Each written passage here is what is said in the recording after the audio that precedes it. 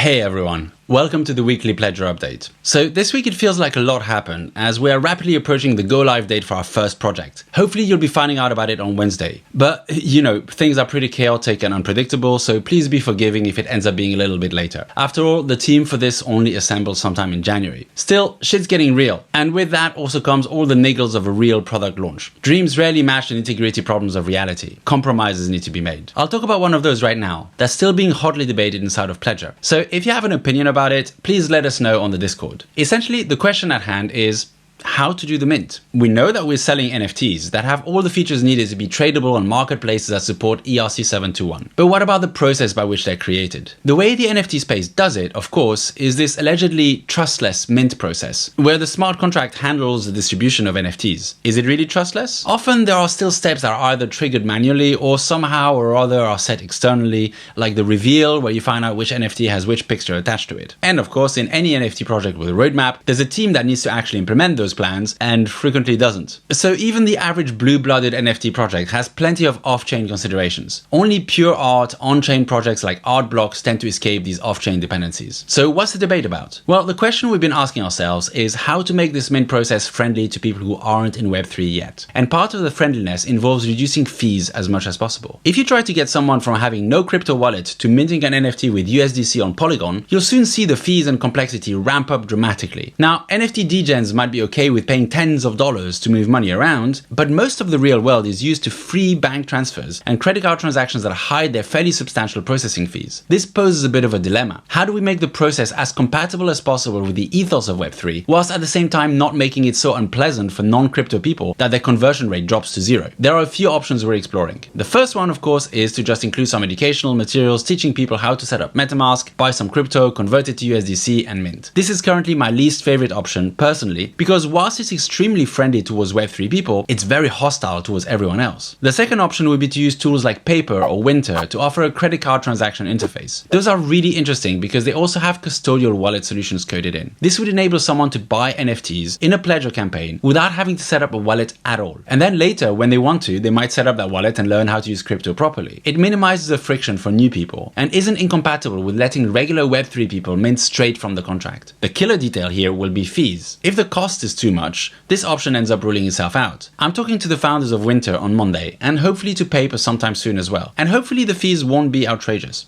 We'll see. If they aren't, then this is probably a favorite solution. The third option is to offer a kind of hybrid on-chain and off-chain minting experience. Have a minting contract which enables people to mint directly, but also a credit card form which enables people to just buy directly from us in a Web2 way, and which triggers the contract once funds have been received. It is still possible to offer refunds this way, as refunds can always be initiated on credit card transactions. This would, however, mean that the smart contract is not really handling the business logic that decides whether the project has raised enough money. It requires more trust.